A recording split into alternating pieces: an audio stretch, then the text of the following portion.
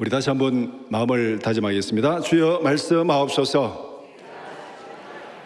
말씀대로 직행하는 우리 모두가 되기를 축복합니다.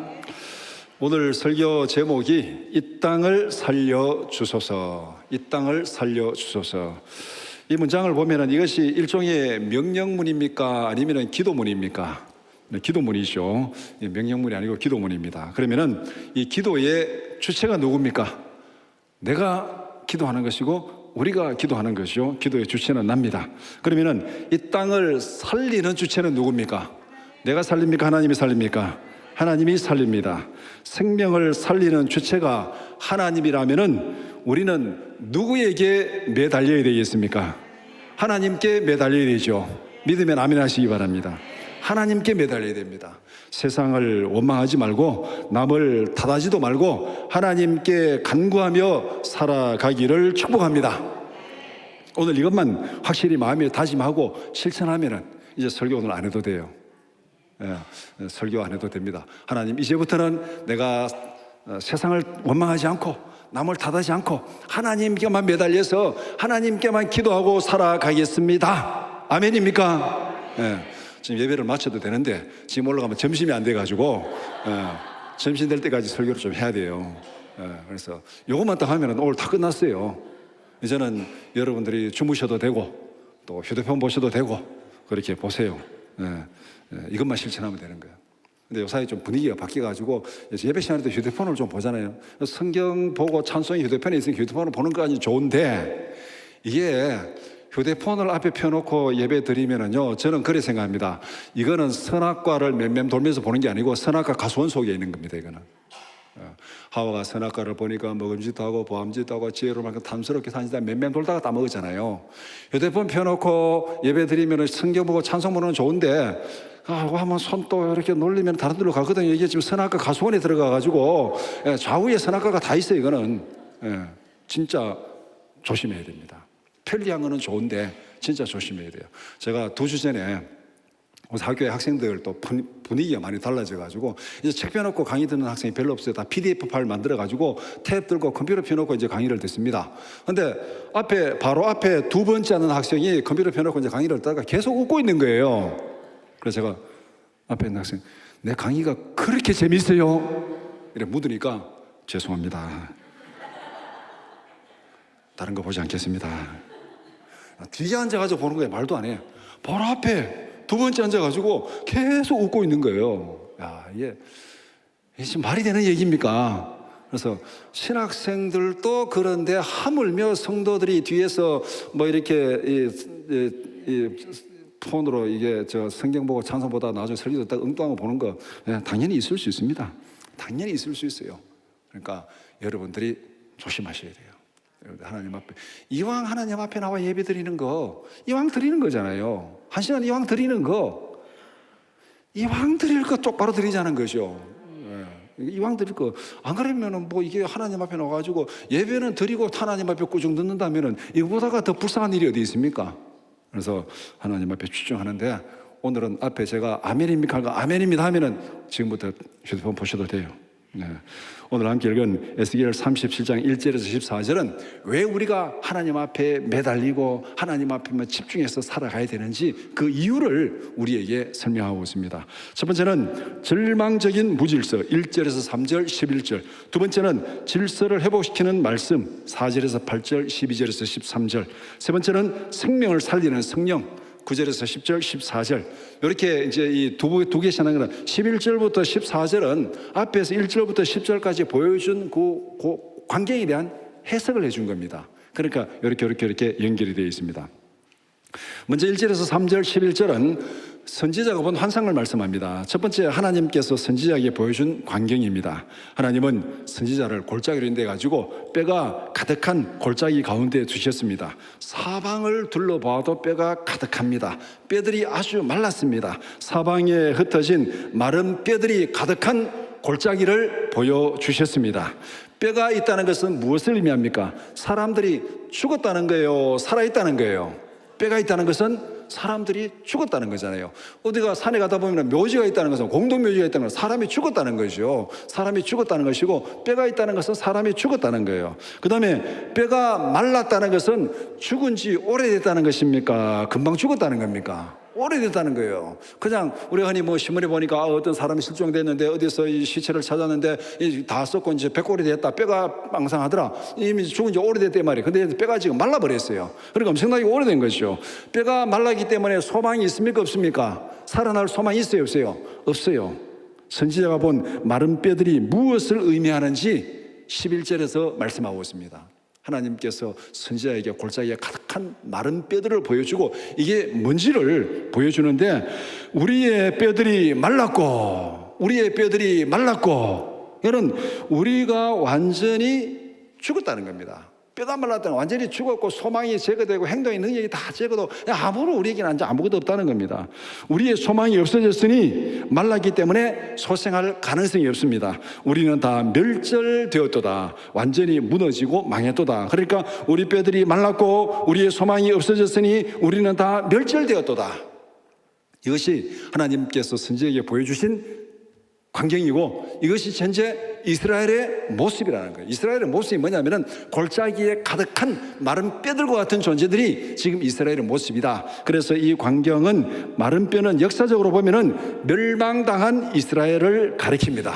그런데 영적으로 보면은 하나님을 떠나 멸망의 길로 가는 사람들을 가리키고 있습니다. 왜 이스라엘이 이렇게 멸망당해가지고 마른 뼈가 되었습니까? 마른 뼈들처럼 되었습니까? 하나님 앞에 불순종하고 거역하고 그렇게 자기 잘났다고 제 길로 가다가 하나님 앞에 멸망당하고 완전 마른 뼈처럼 되어버렸습니다.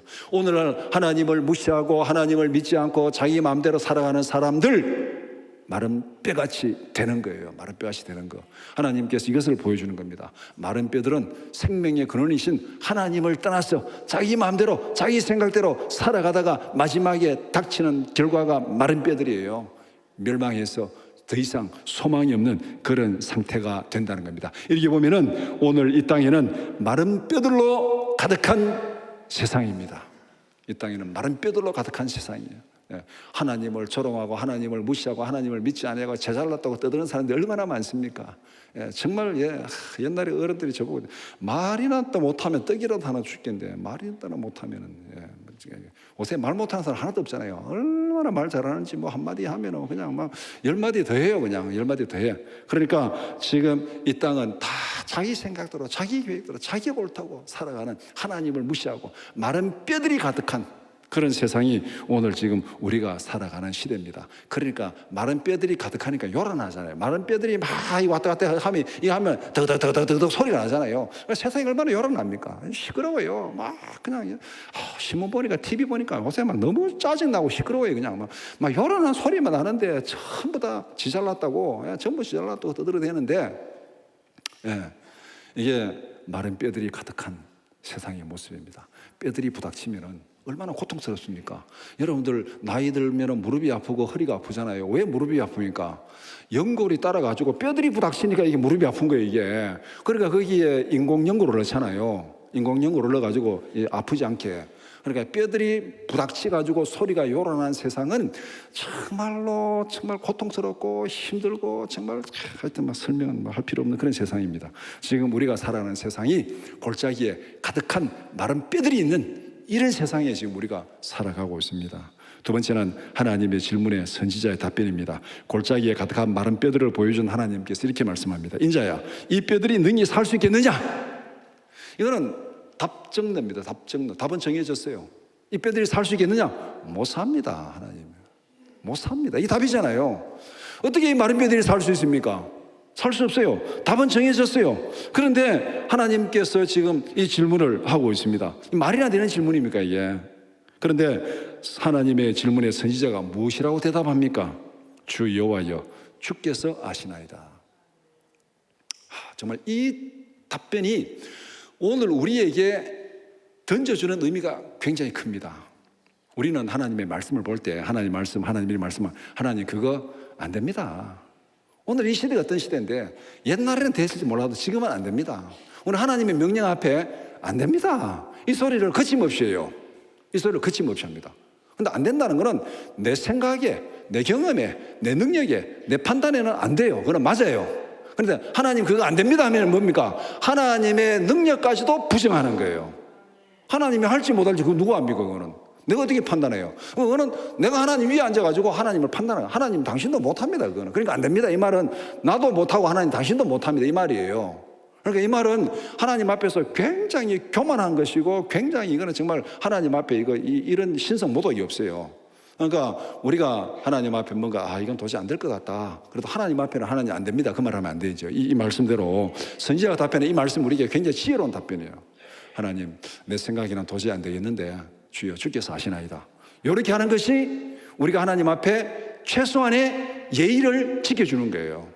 믿음 없는 거는 믿음 없는 거고 그렇다 해가지고 하나님의 능력까지 무시하지 말라는 게 하나님 앞에 이거는 예의가 안 되는 거잖아요. 하나님의 능력까지 무시하지 말라는 거. 그러니까 내가 못하는 건 내가 못하는 거고 하나님 하시는 건 하나님 하신 거고 그러니까 하나님 주께서 하십니다. 여기까지 대답하는 것이 바로 하나님 앞에 예의를 지키는 마지막 답변입니다. 선지자가 이렇게 답변한 이유가 무엇입니까? 이 답변의 의미가 뭡니까? 자기는 할 수 있다는 게 못한다는 거예요. 자기가 할 수 있다면 살겠느냐? 예, 삽니다. 살 수 있습니다. 자기가 할 수 있으면 삽니다. 살 수 있습니다. 답변할 텐데 그 답변을 못했어요. 그 답변 못하니까 주여 주께서 하시나이다. 이 말은 자기가 살 수 있는 답변 못했으니까 나는 할 수 없습니다. 이 말이잖아요. 일단 이 말 속에 주여 주께서 하시나 주 여호와여 주께서 하시나 이 말 속에 첫 번째는 나는 할 수 없습니다. 나는 할 수 없습니다. 그러나 전적으로 하나님의 능력에 달려 있습니다. 하나님의 결정에 달려 있습니다. 하나님이 살리시면 살아날 수 있습니다. 하나님이 그냥 두시면은 누구도 살릴 수 없습니다. 그러니 오직 여호와께서 아시나이다. 이게 선지자의 답변이에요. 오직 여호와께서 아십니다. 우리의 죽고 사는 것은 하나님의 손에 달려 있습니다. 이 사실을 확실히 믿으십니까? 우리가 건강하게 나는 안 죽어 나는 아직까지 건강하고 막 그냥 이런데 우리 주위에 사고가 얼마나 많습니까? 사고가 얼마나 많아요. 언제 어떻게 될지 몰라요. 하나님이 지켜주셔야 됩니다. 하나님이 인도하셔야 됩니다. 하나님이 보호하셔야 됩니다. 죽고 사는 것은 하나님의 손에 달려 있어요. 이것을 믿는다면 우리의 인생의 목적과 방향이 딱 결정됐습니다. 하나님 손에 달려있다면 우리의 인생의 목적이 무엇이고 우리의 인생의 방향이 뭔지 결정된 거예요. 누구에게 매달려야 됩니까? 하나님께 매달려야 돼요. 우리의 생사 여탈권이 하나님께 있어요. 그러면은 하나님께 매달려야 됩니다. 지금 하나님을 떠나가지고 엉뚱한 짓 할 때가 아니에요. 지금 하나님 앞에 나와가지고 하나님 앞에 매달리고 하나님 앞에 구해야 되고 하나님의 도움을 구하는 그것이 지금 우리가 할 일이에요. 하나님만 의지하고 하나님께만 간구하기를 축복합니다. 하나님만이 우리의 연약함을 해결하고 우리의 연약함을 고칠 수 있습니다. 아멘입니까? 나는 할 수 없습니다. 주여 주께서 아시나이다. 주님이 내 연약함을 고치면은 고칠 수 있습니다. 주님이 살리시면은 내가 살아날 수 있습니다. 하나님 그러니까 하나님 살려주세요. 이게 우리가 할 일입니다. 이게 지금 선지자가 하나님 앞에 답변한 내용이에요. 다음으로 4절에서 8절과 12절에서 13절은 하나님의 명령입니다. 첫 번째 선지자에게 말씀을 선포하라고 명령하십니다. 여호와께서 선지자에게 명령합니다. 선지자가 뭐라 답변했습니까? 이 뼈들이 살겠느냐? 주 여호와 주께서 아시나이다. 나는 할 수 없습니다. 그러니까 하나님이 결국 이 답변이 뭐냐면 그러면은 너는 모르면은 내가 시키는 대로 해. 내가 알아서 할 테니까 내가 시키는 대로 해. 이것이 지금 그 다음부터 하나님께서 선지자에 명령하는 거예요. 주 여호와여 주께서 아시나이다. 그래 너는 모르지 너는 할 수 없지 내가 한다고? 그래 그럼 내가 알고 있으니까 지금부터는 내가 시키는 대로 해. 이게 이제 첫 번째 명령입니다. 너는 마른 뼈들을 향하여 이렇게 대언하라. 너희 마른 뼈들아 여호와의 말씀을 들을지어다. 너희 마른 뼈들아 여호와의 말씀을 들을지어다. 여호와의 명령이 상식적으로 있을 수 있는 명령입니까? 마른 뼈들이 어떻게 여호와의 말씀을 듣습니까? 살아있는 이스라엘도 안 듣다가 멸망당했는데 봐도 보지 못 깨닫지 못하고 들어도 듣지 못하고 그러다가 멸망당하고 이렇게 바벨론의 포로로 잡혀가서 다 소망이 없어졌는데 살아있는 이스라엘 백성도 말씀을 못 듣고 못 깨닫다가 멸망당했는데 어떻게 다 말라가지고 마른 뼈들이 어떻게 하나님의 말씀을 들을 수 있습니까? 마른 뼈들이 어떻게 여호와의 말씀을 들을 수 있습니까? 선지자가 또 하나님 앞에 토로를 단다면은 하나님 이게 말이 되는 얘기입니까? 이스라엘 백성들이 왜 망했는데, 망하기 전에도 말을 안 들었는데 지금 망하고 마른 뼈와 같이 된 이들에게 어떻게 하나님의 말씀을 전할 수 있습니까? 이들이 어떻게 들을 수 있습니까? 이거 무슨 뭐 돈키호테도 아니고 무슨 1인 명령이 다 있습니까? 될 걸 시켜야 되죠. 될 걸 시켜야지. 그거 어떻게 나한테 그 말씀을, 마른 뼈들에게 말씀을 전하러 갑니까? 심부름을 시켜도 좀 될 만한 거 시켜주세요. 이렇게 말할 수 있어요, 선지자가. 그런데 하나님은 이렇게 부연 설명합니다. 마른 뼈들에게 말씀을 선포하라, 대언하라 하고 뭐라 쓰면요, 너는 그렇게 대언하라. 그 다음은 내가 알아서 한다. 그 다음은 내가 알아서 한다. 하나님께서 시키는 대로 하라. 그 다음은 하나님께서 알아서 하십니다. 아멘입니까? 이것이 우리가 하나님의 말씀에 순종해야 될 이유이고 근거입니다. 우리는 시키는 대로 하면 됩니다. 그 다음은 하나님이 알아서 하십니다. 우리는 하나님의 심부름꾼으로 부름을 받았습니다. 하나님의 심부름꾼으로 살아가면 됩니다. 심부름꾼이 할 일이 뭐예요? 심부름꾼은 시킨 대로 하면 돼요. 되고 안 되고는 그 다음이 일입니다. 심부름꾼이 하나 주인이 심부름을 시키면은 하면 되는데 심부름이 앉아가지고 그거 되겠습니까? 안 됩니다. 이거는 심부름꾼이 할 일이 아니야. 이거는 심부름꾼 시키면 알겠습니다. 가서 심부름 해. 가서 해보니까 안 돼. 안 되면 와서 보고하면 돼. 가서 시키는데 했는데 안 됐습니다. 이거는 심부름꾼 하는 일이야. 이거는 그 다음은 책임이 없어. 심부름꾼은. 그런데 가지도 않고 안 됩니다, 됩니다. 이거는 월권하는 거, 월권하. 심부름꾼의 권한을 벗어나는 거예요. 심부름꾼을 시키고 가서 결과를 보고하면 되는 겁니다. 그게 심부름꾼 할 일이에요. 우리가 하나님 앞에 부름을 받은 것은 심부름꾼으로 부름을 받았습니다. 그렇게 살아가면 돼요. 기도하면 된다, 안 된다. 기도해도 되나? 기도한다고 되나? 기도한다고 안 돼. 그건 우리가 할 일이 아니야.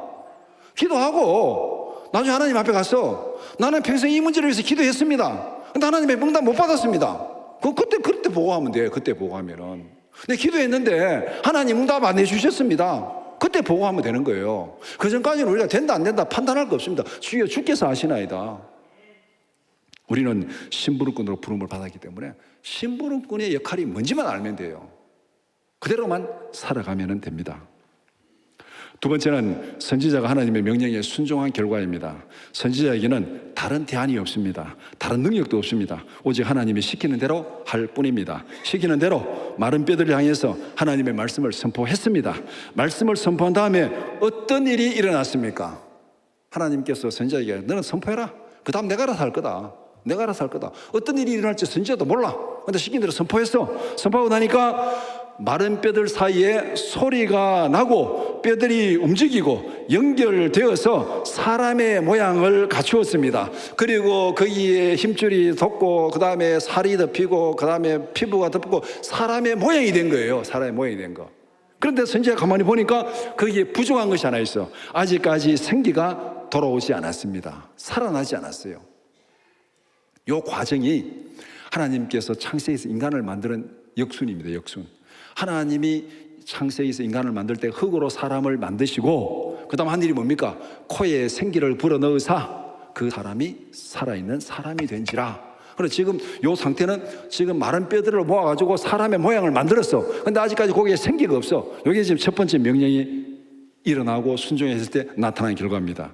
여기에서 우리에게 전하는 중요한 메시지가 하나 있습니다. 골짜기에 가득한 마른 뼈들은 하나님을 떠난 사람들의 모습이라 그랬습니다. 영적으로 하나님을 떠난 사람들의 모습, 그들의 혼란, 그들의 무질서, 그들의 타락한 가치관, 이것들이 가득한 마른 뼈와 같은 하나님을 떠난 사람들의 생각, 그들의 삶의 모습, 그들의 가치관이 마른 뼈들과 같이 혼란하고 뒤섞여가지고 질 수도 없고 혼돈 가운데 있는 그 상태를 가르쳐주고 있습니다. 이런 상태가 바로 사사기에서 말하고 있는 사사기 21장 25절 말씀 같이 보겠습니다. 그때에 이스라엘의 왕이 없으므로 사람이 각기 자기의 소견에 옳은 대로 행하였더라. 왕이 없으므로 자기의 소견에 옳은 대로 행하였더라. 이 말은 뭐냐면은 왕이 없다는 것은 절대적인 가치 기준이 없어졌다는 거예요. 누구에게도 순종해야 되는, 그러니까 아무도 내가 순종하고 복종해야 될 그 기준이 없어져 버렸어. 그러니까 자기 속에는 어른 대로 내 생각대로 하는 거예요. 그냥 누구에게 뭐랄까 내 생각대로 하는, 그게 지금 사사기 후반부에 나타난 어떤 역사적인 그 사회적 특징을 이렇게 설명하고 있습니다. 이게 앞에도 나오고 뒤에도요. 사사기 보면은 조금 앞에도 나오고 조금 뒤에 나오고 그 두 구절 사이에 어떤 일이 벌어지느냐면은 이 사사기 후반부에 있는 그런 아주 엽기적이고 무정부 상태인 그런 그 사건이 벌어지는 걸 말하고 있습니다. 이 레위인 중에 하나가 도망을 가고 우상을 만들고, 그 다음에 또 레위인이 또 어떻게 첩을 뒀는데 첩이 도망을 가고, 또 첩을 찾으러 가가지고 첩을 찾아가지고 오는데 또 동네 사람들이 내놓으라 해가지고 또 첩을 또 내주니까 이 동네 사람들이 또 밤새도록 집단 강간을 하고, 그래가지고 첩이 죽어가지고 아침에 이제 집에 레위인이 돌아가려고 보니까 첩이 문 앞에 떡 죽어있는 시체가 있어. 이까지도 지금 말이 안 되는 얘기잖아요. 지금 이스라엘에서 이런 일이 벌어졌다는 게 지금 레위인이 첩을 듣고 첩이 집단 강간당해 죽고, 이것도 지금 말도 안 되는 얘기인데, 그 다음에 레위인이 그 시체를 가지고 집으로 돌아갑니다. 그래서 열받아가지고 시체를 12토막 내, 12토막을 내가지고 지파마다 다 보내. 이게 우리 가운데 이런 일이 벌어졌다. 그 토막을 받은 지파들이 또 열받아가지고 또 전쟁을 해. 이게 지금 사사기 후반부에 나타나는 일들입니다. 여호와께 왕이 없으므로 자기 속에는 옳은 대로 행하니라. 이게 자기 속에는 옳은 대로 행한다. 자기 속에는 옳은 대로 행한다는 것은 다른 말로 말하면 자기 열받은 대로 한다는 거예요. 자기 열받은 대로, 자기 열받은 대로, 자기 뚜껑 열린 대로, 자기 신경질 나는 대로 행동하는 것이 바로 왕이 없어요. 그러니까 그냥 레위인이 첩을 두고, 그 다음에 집단 강간을 당하고 죽음을 당하고 시체를 토막내가지고 보내고, 그 다음에 전쟁을 하고, 이게 상식적으로 하는 일입니까? 이게 열받아가지고 정신 막 때까다 해가지고 그냥 뚜껑 열리가지고 뭐가 뭔지도 모르는 상태에서 하는 일이에요. 이게 하나님 앞에서 지금 우리 시대에 벌어지는 일들입니다. 우리의 상식으로는 이해할 수 없는 일들이 너무너무 많이 일어나요. 우리 주위에 신문 보고 뉴스 보면 너무너무 많이 일어나요. 무슨 뭐 부모가 애를 때려 죽이지 않느냐, 부모가 애를 굶겨 죽이지 않느냐부터 해가지고 하여간 열거하려고 그러면 오늘 밤새도록 열개도 다 열거를 못해요. 이게 뭐냐면 다 열받는 대로, 자기 열받는 대로, 자기 성질 나는 대로 하고 있어요 지금. 이것이 로마서 1장에도 신약에도 똑같이 얘기하고 로마서 1장 28절 말씀 같이 읽겠습니다. 또한 그들이 마음에 하나님 두기를 싫어하며 하나님께서 그들을 그 상실한 마음대로 내버려 두사 합당하지 못한 일을 하게 하셨으니, 그 뒤에 보면은 온갖 부정, 부패, 불의, 탐욕, 방탕, 폭력, 이 모든 일들 그게 다 설명되고 있어요. 이것이 오늘 우리의 현실입니다. 우리가 살아가는 이 시대가 왕이 없으므로, 진리의 기준이 없으므로 자기 생각이 옳은 대로 살아가는 이 시대가 우리의 시대예요.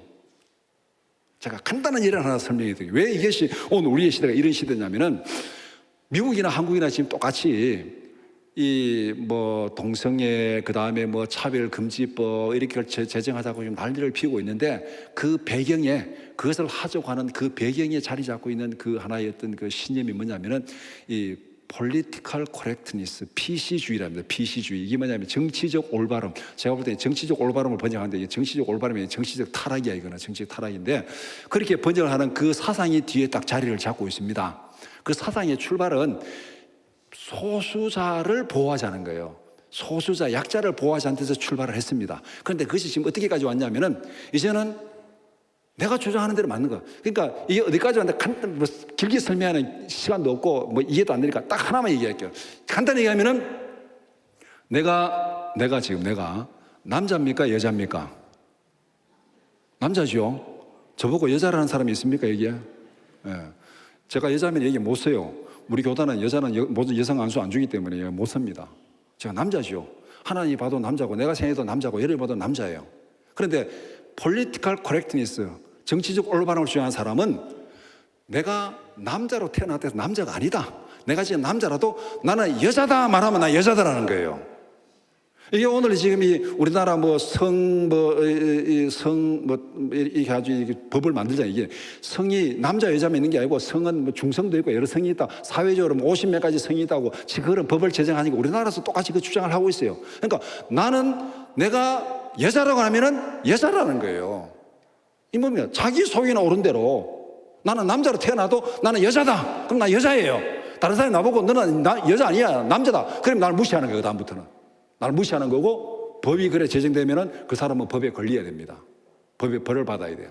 이것을 미국이나 캐나다에서 이것을 어느 정도 수용을 합니다. 그런데 캐나다에서 얼마만큼 수용하냐면 캐나다 역도위원회, 우리나라 역도 체육회, 역도위원회에서 political correctness를 수용한다고 발표를 하고 그것을 이제 자기들의 정책으로 수용을 합니다. 그러니까 한 사람이 여자 역도 선수권 대회가 있는데 남자가 가지고 신청을 했어. 당신 남자인데 왜 신청? 나 여자다, 여자. 그럼 받아줘야 됩니까? 안 받아줘야 됩니까? 받아줘야 돼요. 이 주장을 수용하기로 결정했으니까 남자가 가지고 나 여자다. 그러니까 이 사람이 여자라니까 이 사람이 여자야. 그럼 그 역도위원회에서 받아줘야 돼. 그래서 그 사람을 받아주고 선수로 등록을 시켰어. 실제로 경기를 해가지고 이 사람이 1등을 했어. 이게 캐나다에서 일어난 일이에요. 여러분들 신문 검색해 보면 불과 한 달 근간에 일어난 일이에요. 그러니까 이제 여기서 야 이거는 아니다 하는 이제 사회적 여론, political correct 이거는 아니다, 이건 아니다. 이제 이런 비판 여론이 이제 일기 시작합니다. 이제 지금 시대가 이런 시대입니다. 내가 여자라면 여자라고 받아줘야 돼. 역도위원회에서도 받아줘야 돼. 그래 가서 내가 금메달 땄어. 할 말 없어. 금메달 받아온 거야 그냥. 이게 자기 소견에 옳은 대로 살아가는.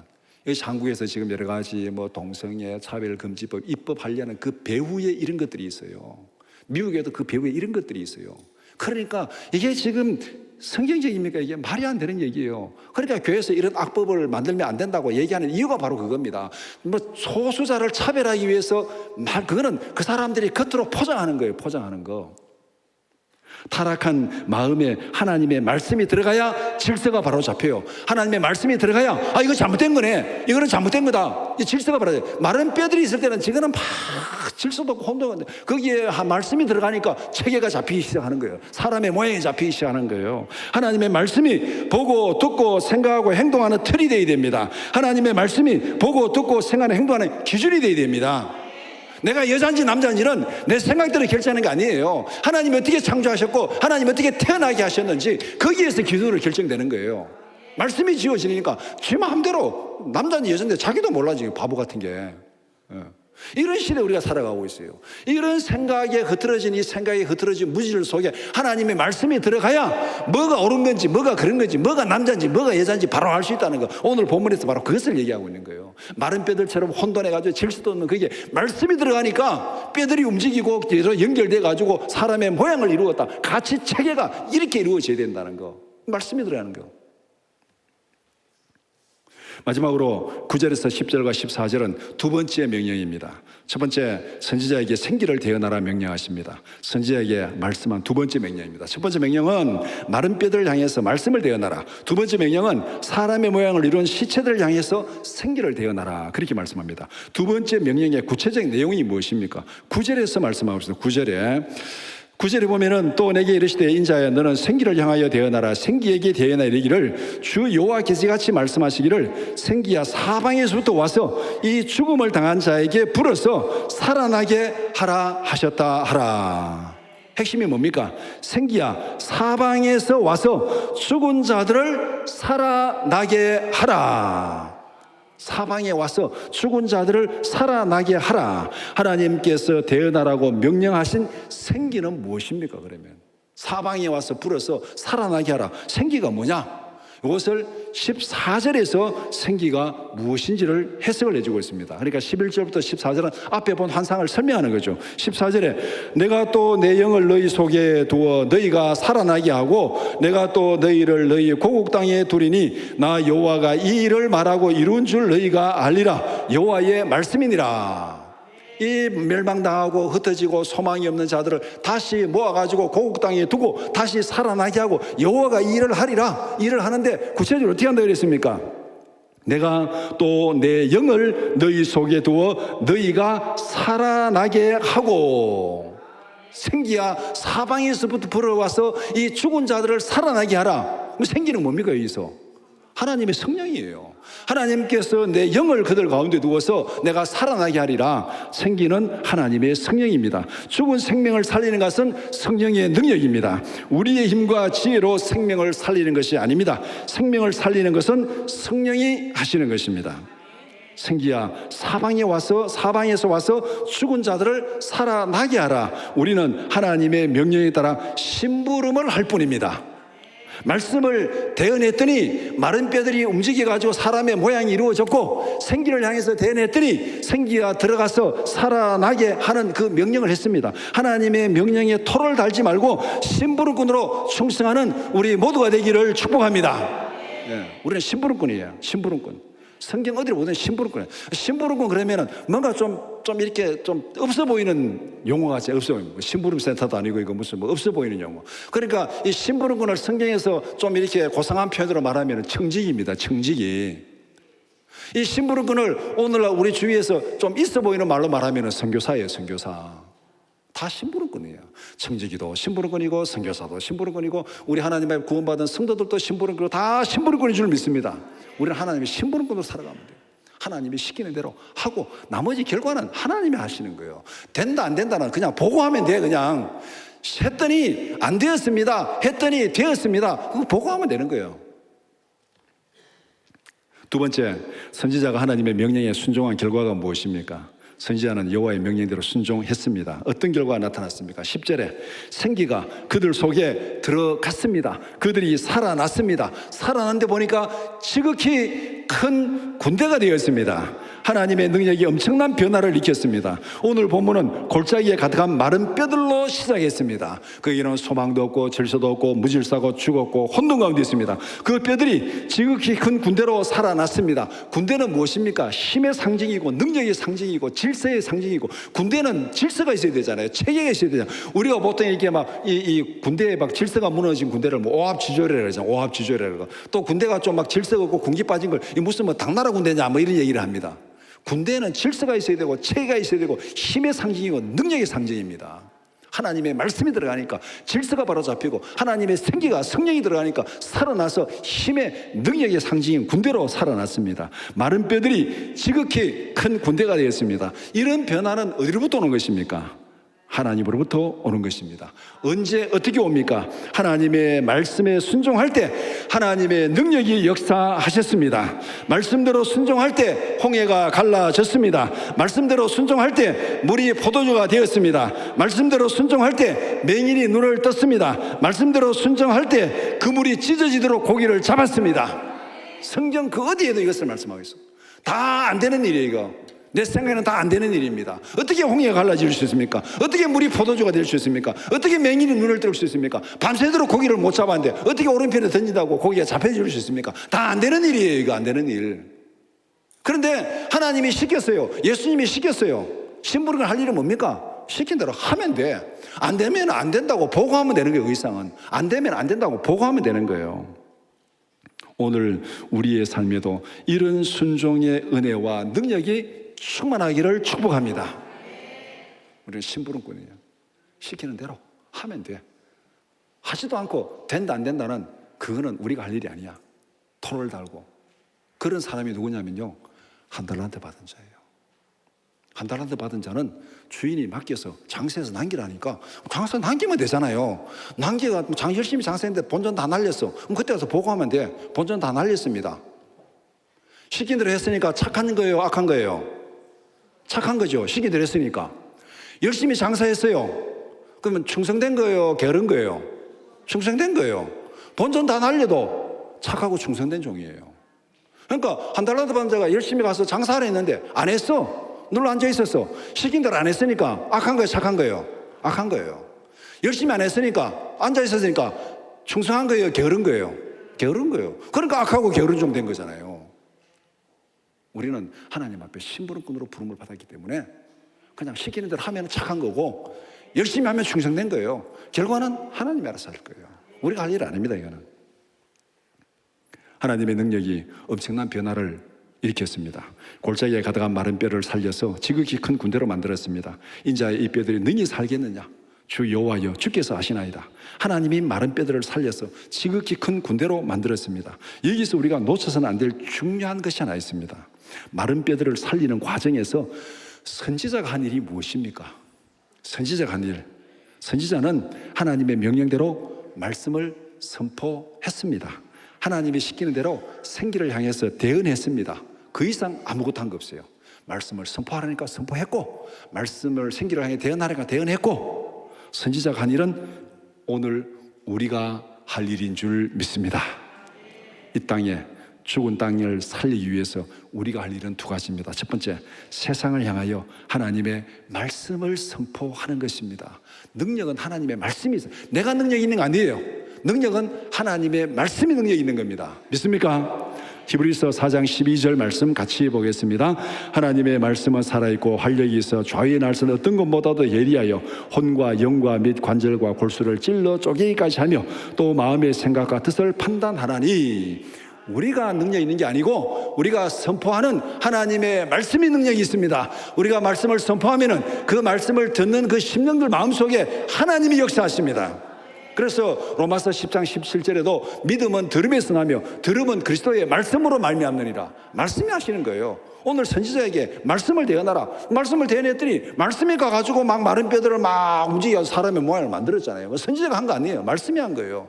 오늘 우리에게도 마찬가지입니다. 하나님의 말씀을 선포하면 그 말씀이 알아서 역사하신다. 두 번째는 말씀을 들은 심령들에게 성령이 역사하기를 간청해야 됩니다. 성령이 역사하기를. 생명을 살리는 것은 성령의 능력입니다. 말씀이 선포될 때 성령이 그 안에 역사하셔서 그들을 살려달라고 기도하는 것. 그럼 우리는 두 가지예요. 말씀 선포하고 복음 전하고 전도하고 그 다음에 기도하는 거예요. 기도하는 거. 이 선포된 말씀을 통해서 성령이 역사하다를 기도하는 거. 이 두 가지밖에 할 거 없어. 우리는 이 두 가지 못할 거 뭐 있습니까? 말씀 전하고 기도하면 돼. 결과는 하나님이 알아서 하시리라. 전했는데도 안 된다. 그건 하나님이 알아서 하시리라. 근데 우리는 아이고 전했다고 되나 전한다 안 된다 안 된다 안 되는 게 체할하지 마라. 이거는 심부름꾼의 월권이에요. 월권. 심부름꾼 할 일이 아니에요. 이 과정에서 우리는 하나님이 시키는 대로 오직 심부름꾼으로 충성할 뿐입니다. 심부름꾼은 때로는 귀찮을 수는 있습니다. 뭐 인정해야 되잖아요. 나 좀 쉬고 싶은데 가서 뭐 심부름 시키면 귀찮잖아요. 나 피곤한데 시키면 귀찮잖아요. 심부름꾼은 귀찮을 수는 있습니다. 그런데 심부름꾼은 부담은 없어요. 귀찮지만 부담은 없어. 그 일에 대해 책임질 일은 없어. 책임은 누가 진다고요? 심부름 시킨 사람이 책임져요. 이거는 제가 보증할게요. 제 어릴 때 심부름 엄청나게 많이 했어요. 시킨 대로 했어요. 안 됐어요. 내가 책임 안 져요. 돈 받아오라는데 가서 돈 못 받아왔어요. 왜 못 받았냐? 안 주던데요. 끝이야. 그 다음에는 안 주던데요. 끝이야. 그러면 너가 만들어 와야지. 은혜가 찾아와야지. 나한테 그래 얘기 안 해요. 안 주던데요. 끝입니다. 심부름꾼은 귀찮을 수 있습니다. 그러나 부담은 없어요. 하나님 앞에서 우리가 때로는 말씀대로 순종하고 살아가는 게 때로는 귀찮을 수는 있어요. 기도도 해야 되고 봉사도 해야 되고 수고도 귀찮을 수는 있어요. 그러나 부담은 없습니다. 책임질 일은 없어요. 시킨 대로 하면 돼요. 죽은 땅에서 생명을 살리는 하나님의 심부름꾼으로 충성하는 우리 모두가 되기를 축복합니다. 이왕 심부름 할 거 부담 없이 기쁨으로 충성하는 우리 모두가 되기를 축복합니다.